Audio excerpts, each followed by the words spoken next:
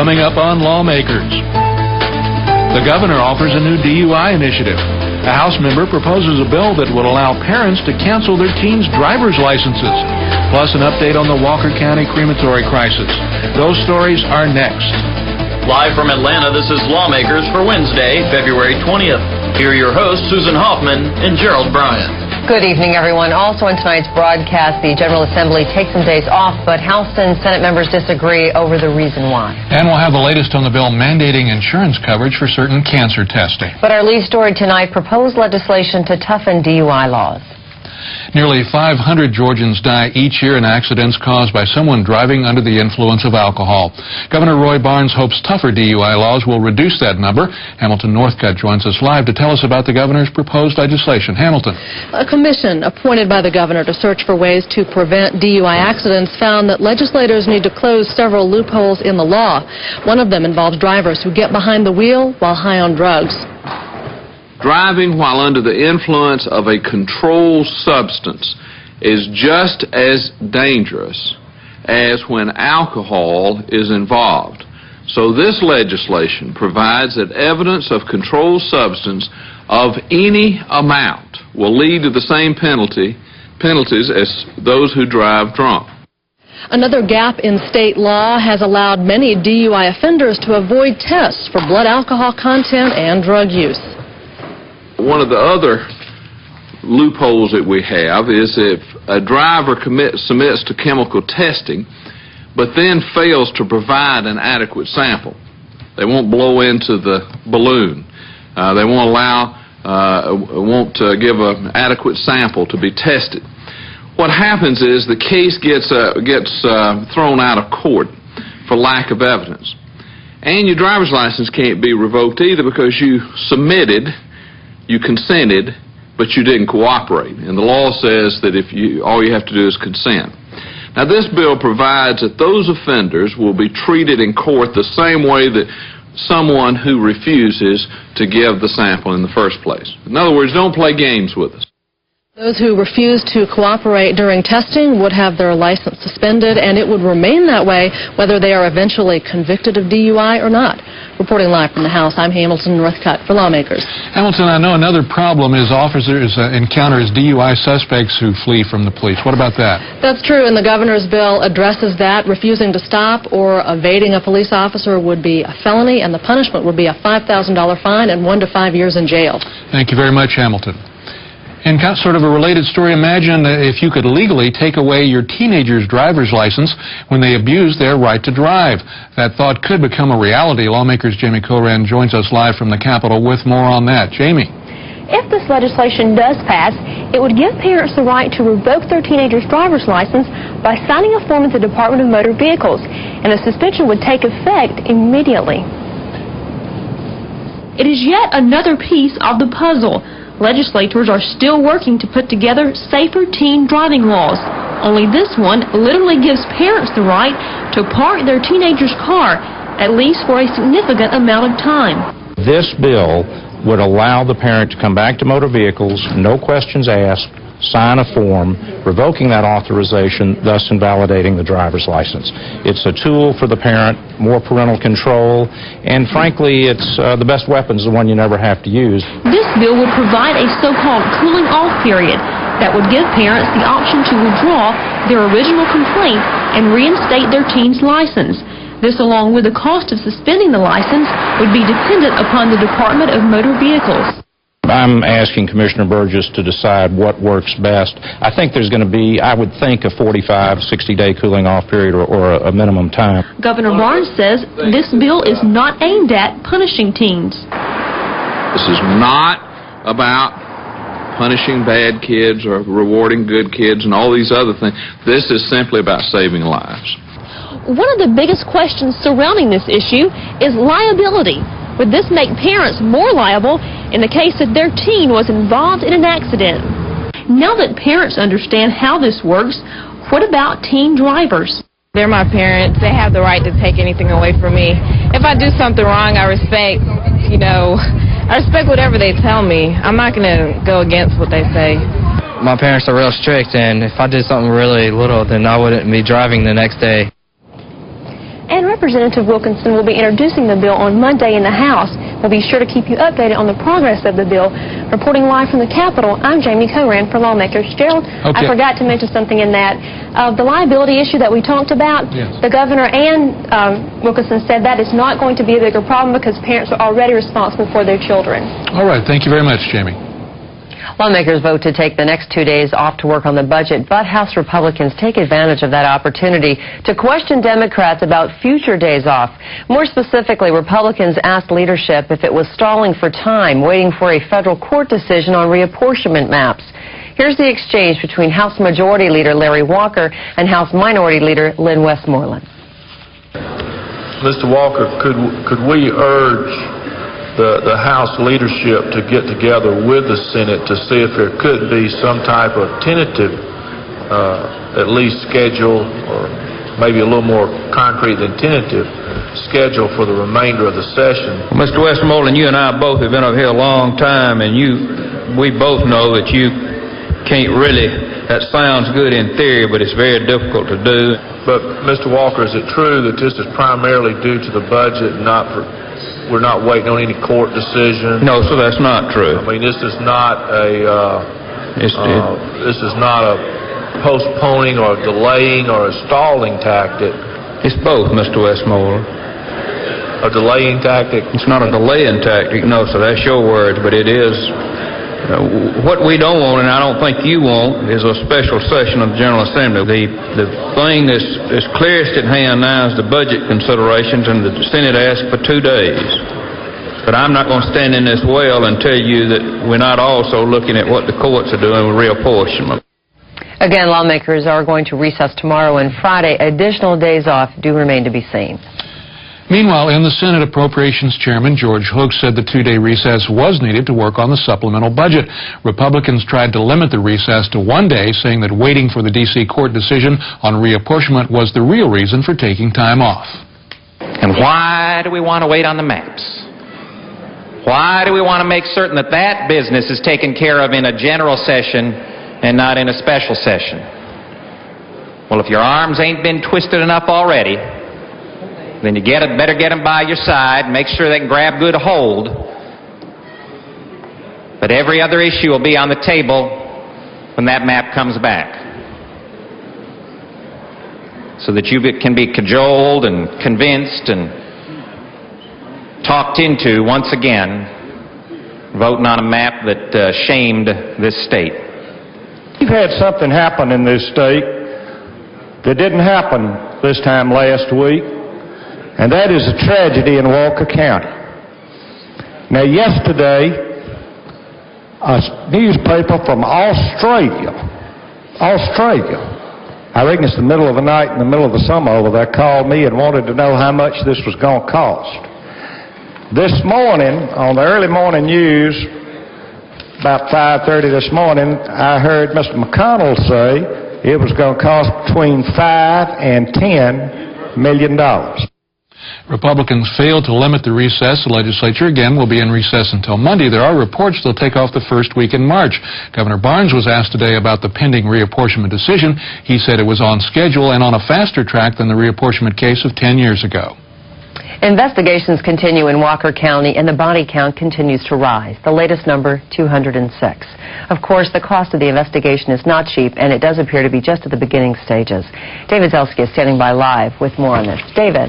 Well, Susan, in under 1 week, the cost has gone over $4 million, all funded by the state. But since there are 3 states involved with this particular crematory, should the federal government get involved with the expenditures? We're paying everybody that's up there. We've got coroners, we've got forensic experts, we got federal people up there we're paying, and it's not that we don't want to pay them. I mean, we do want to pay them. It's our duty to pay them, and we're going to pay them, but it's going to be a lot of money, maybe as much as $10 million before we get through. There's more to it than finding bodies. There's the issue of who to blame and who exactly will receive the emergency funding. I don't think that we can give you an estimate on the cost until we finally see what's up there. We know it's going to be a substantial sum. As I think I said yesterday at the news conference or day before yesterday, I will ask the General Assembly, probably as an addition in the conference committee, supplemental budget to add some money to GEMA to allow us to cover those costs. We hope maybe the feds will help us before we get through, but right now we don't have any. As far as I know, there's no indication of that. At least when we were briefed yesterday, there was no indication of that. There was the hope that they would, but no assurance that they would.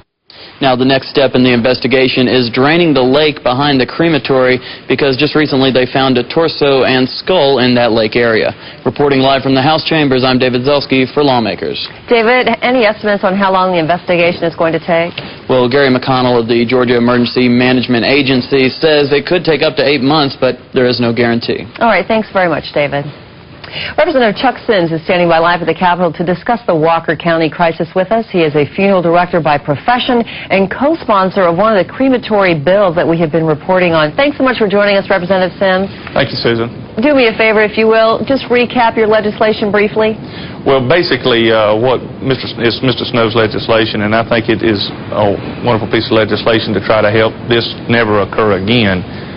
Basically, he is trying to make it a felony to desecrate a body, basically, in different ways, and he is trying to define that also, and he's also trying to make it a very, very hard for this to ever happen again. All right, just to clarify, current law right now, you cannot desecrate a buried body, but a body that has not been buried has no provisions. Is that correct? That's correct. There's no definition there. Okay. We have seen a lot of stories lately about the possible liability or lawsuits against funeral homes. As a funeral home director, do you think that funeral homes are in danger of being sued or extra regulations being added on as a reaction to this crisis? Well, I'm sure that there's probably going to be some lawsuits that are going to be pending. As a funeral director, I would think that the matter would probably most be sued as the suits would probably go to the owner of Tri-State Crematory, but I don't know if there's anything there to sue anything for once this is over with. As far as the funeral directors are concerned, there is some liability there, for using this facility. Are you familiar with Senate Bill 469? No, ma'am, I have not seen Senate Bill 469. Okay, to our understanding, it's a bill that is related to licensing and inspection portion. From your own perspective, what do you think, in addition to a felony penalty, which obviously you're probably gathering some support for, what type of inspection codes should be put into place, do you believe? Well, I think that these crematories should be regulated by the Secretary of State's office, just like funeral homes. And I think this bill also provides for that. I think a funeral director should be in full and continuous charge because they are licensed by the state, and these facilities then would be regulated just like they are now. All funeral homes with crematories, or funeral homes in particular, are inspected each year by the department. Through the Secretary of State's office, and the ones that we deal with in South Georgia, where I'm from, have called me and they open their doors and have asked, that anybody that wants to come inspect them, that they've opened their doors to let them come and inspect anyone. All right. Representative Chuck Sims has been our guest. We appreciate your time tonight. We'll keep our viewers posted on as this legislation travels through the process. Thank you all for having me tonight. Thank you. The Senate today passed a bill aimed at making sure that Georgians enrolled in managed health care plans know what is and is not covered. Here's Senator Tom Price. This is one of those issues that I and others believe is attempting to change that foundation of education about health care so that patients, individuals, have greater knowledge about what's in their policy when they're well, as opposed to just finding out when they're sick. Oftentimes what happens now is that somebody becomes ill or has a medical problem, they present to a facility or to their doctor, and they find out that such and such isn't covered, or they've got to be treated in such and such a place, and that there are certain restrictions. Senate Bill 378 is an attempt to make it so that individuals have to acknowledge that there are restrictions to their health care plan when they sign up or when they re-enroll, and not just learn that when they're sick. It's a simple piece of legislation. It tracks current language. Right now, as an enrollee in any managed care plan in this state, if you wanted to, you could request, and the insurance company or the employer, if the employer is providing that insurance, would be required to provide you with 13 different parameters as they relate to your health insurance. This bill simply takes 3 of those. Whether there are any restrictions on providers, whether there are any restrictions on place of treatment, and whether there are any financial incentives for the provider when it comes to that treatment. Senate Bill 378 passed with 2 dissenting votes and heads for the House. The Senate Insurance Committee today agreed with the House of Representatives and the governor that insurance companies should offer colorectal cancer screenings to all customers. Nwandi Lawson is live at the Capitol with details on today's vote. Nwandi. Well, Representative Mickey Chanel, who is the bill sponsor, told the committee today that a simple, relatively inexpensive test could virtually eliminate the second leading cause of cancer deaths in Georgia. The problem is, he told the committee, that very few people are getting screened for colorectal cancer. Medicare population is $3.50 per person per year. Discounting any benefits from not having to treat people who've got advanced colon cancer, which can run into hundreds of thousands of dollars. I would submit to you there's no logical reason. Again, HMOs do it now because it is cost effective. There's no logical reason why insurance companies should go up on premiums when this is a proven thing. Now, some did wonder whether this measure might increase the cost of health insurance. In fact, Senator Phil Gingrey used his experience as a doctor to point out just how this could happen. In an abundance of caution, I want to make sure that a patient in this category could not say to his or her physician, look, I'm not satisfied with the physical examination and the negativity of the least expensive test. I want to have, and I demand the right to have a colonoscopy, which is about, Representative Snell, I'm going to guess, a $2,500 procedure by the time you pay the physician and you pay the outpatient facility and you pay the anesthesiologist that's sedating you for the procedure. I know that these tests typically are covered by insurance policies. As I've been told by the insurance companies, they pretty much cover these tests. I understand the importance of these tests. All I want to do is come to you today and indicate that I don't know of any mandate that hasn't increased utilization and hasn't increased cost over the years. And so the Senate Insurance Committee did recommend a do pass for HB 1100. The measure now moves to the full Senate. Reporting live from the Capitol, I'm Nwandi Lawson for Lawmakers. Nwandi, you mentioned that colorectal cancer is the second leading cause of cancer death in the state. How many people are affected? Well, I'll tell you, Susan, it does not discriminate by gender because in the year 2000 there were 1,640 men and 1,640 women who were diagnosed with the disease, and during that same year 1,260 people died of colorectal cancer. All right, thanks very much, Nwandi. And speaking of cancer, Governor Barnes' effort in the cancer prevention arena, the Cancer Coalition will not face budget cuts this fiscal year like most state agencies. Georgia Cancer Coalition President Russ Toll went before the House Subcommittee on Health today to introduce the coalition's 2003 budget. Toll says that there are little changes from last year's amended budget. Yeah, I mean, on all these items, I encourage you to note that these items you're asking about are really all in the amended O2 request, because we know we've got available tobacco funds that can be committed for this purpose now, and they can be carried forward into fiscal year 03. Governor Barnes is suggesting $31 million for the cancer budget. And lawmakers are working to find a more equitable split in child support payments between custodial and non-custodial parents. Lawmakers Michelle Horton is live with more. Michelle. Well, Susan, Representative Earl Earhart says current law favors the custodial parent, so he's offering a substitute to House Bill 672, which offers breaks to the non-custodial parent.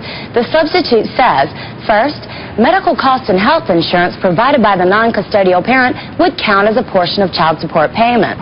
It would also ask the court to consider other children that the parent might support. Third, dollar amounts could not exceed a level which would leave the parent at a below poverty level. And finally, it would deduct child tax-related benefits from total child costs. Some non-custodial parents spoke in favor of House Bill 672 today at the House Family Law Subcommittee meeting, saying that current laws make it hard to survive. I'm not here to point the finger at my ex-husband, and I honestly count my blessings every day that my child has a good father. She's got a beautiful home. But, you know, I'm just asking for these things to be set fair to give me the opportunity to get on my feet, save for my retirement. I'd love to put more, presents under the Christmas tree for my child, take her to see her great-grandparents, but right now I can't do that. However, some attorneys and judges say that they think certain aspects of the bill, such as considering other children in the family, would make it more difficult to award child support. That can be done, because what you're going to have, and what I have had, is cases where the non-custodial spouse comes in on a new divorce case. He had a divorce case 5 years ago. He had child support set 5 years ago based upon the then existing guidelines. Maybe he had 20 or 25% awarded at that time. He comes back, he's got 2 more children now. So what am I going to do? Am I going to short those 2 children that he had later? Now, no vote was taken on the bill today, but some did express an interest in studying the matter further. For Lawmakers, I'm Michelle Horton. Michelle, are there any other states that have child support laws similar to what Representative Earhart is proposing? Actually, Susan, there are 36 other states that use similar laws to award child support. Okay, thanks so much, Michelle. The Senate today okays a bill that would allow hunters to put out grain to lure deer. Senate Bill 369 would apply only to the southern zone of the state and would allow baiting only on private land. Under current law, deer hunters can plant grain and hunt those planted areas, but not place feeders where they hunt. Senator Tommy Williams said his hunting constituents want the bill. Some folks have referred to this as the Killing Bambi bill, but actually, we've got too many Bambis out there. We've got way too many deer, and any of you all that had an accident on the road know it's the case. We have too few hunters now. In fact, the number of hunters has lessened over the years. One thing this bill does, it gives the young hunter an opportunity to make a legitimate kill and the opportunity to see the wildlife. You take a young hunter that goes hunting and not able to see a deer several times and sits on the stand for hours and hours, they get disenchanted pretty easily. Is it not true, Senator, that within the last year or so, the deer population has decreased from the numbers that they had counted a year or 2 earlier? I'm not aware of that study, Senator. Would the Senator agree that this is an immoral and entrapment bill for poor Bambi? I'm sure you feel that way, Senator, but I'm not a hunter myself. I'm bringing a bill that the hunters want in my district, and killing a deer is going to ill affect some folks regardless of how you do it, but we feel like this will reduce the population. It's good financial decision, and I think it's good science. The bill also applies to baiting for wild hogs. It passed 39 to 11, and goes to the House. It's severe weather week at the Capitol, an appropriate time for Representative Clint Smith to introduce House Bill 1268. The legislation would mandate mobile home park owners install an alert system that would signal homeowners when stormy weather is approaching. A landlord that has 5 or more units would be required to have installed in each mobile home unit a NOAA weather radio, which emits a warning when severe weather is coming. Or, as an alternative, the landlord could put together a siren system, which would be hooked up with the NOAA national system as well to emit the siren noise whenever severe weather is approaching. The landlord would have either one of those options, and in so doing, I think we'd create a safer environment for citizens that live in mobile homes. Representative Smith says he became aware of the need for alert systems after he witnessed the devastating tornadoes that struck his district in Hall County back in 1998. In the Senate today, a demonstration of what Senator Joe Burton calls true miracles. He introduced past and present students from the services of Atlanta's Audio Verbal Center. They were hearing impaired students who have made amazing progress. First of all, a lady that is 24 years old. She has a job, is going to be educated in one of our best university systems, Florida State. And I'm going to ask Kelly Duncan if he would simply come here and thank you for what you have done to recognize this work. Kelly, would you come forward? Thank you. My name is Kelly Duncan. I just want to say thank you for your support in AVCA. I am profoundly deaf, but thanks to Auditory Verbal Center of Atlanta, I can hear and you can understand me. Thank you. Thank you. There's more. Kelly Brilling. Now, she is 12 years old, also born profoundly deaf. Hi, thank you for your support. I am deaf, and ABC has helped me to learn to hear and talk. Thank you for your support.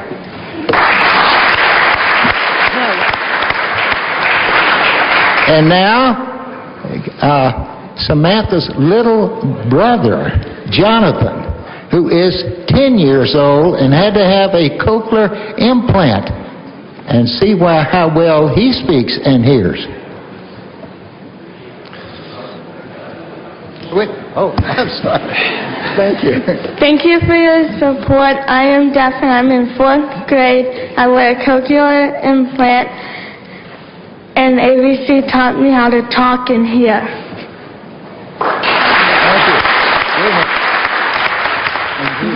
And Senator Burton tells me he'll take the well next week to talk about proposed budget cuts that could affect the Audio-Verbal Center.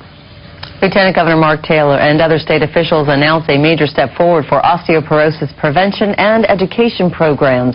The Georgia Commission on Women awarded 22 counties individual grants totaling $80,000 towards the cause. The recipients were announced today at the Capitol. Lawmakers Lusana Bailey has more.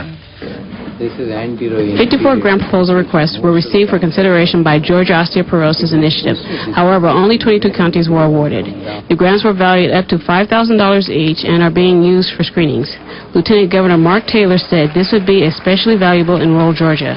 I appreciate all of you being here to say that even the small communities, even the small towns and counties of rural Georgia need these screenings.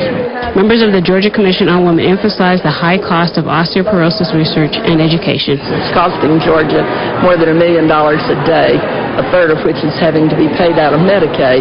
And the rationale is that if programs of prevention are going on, that we will save money, but in addition to that, save suffering.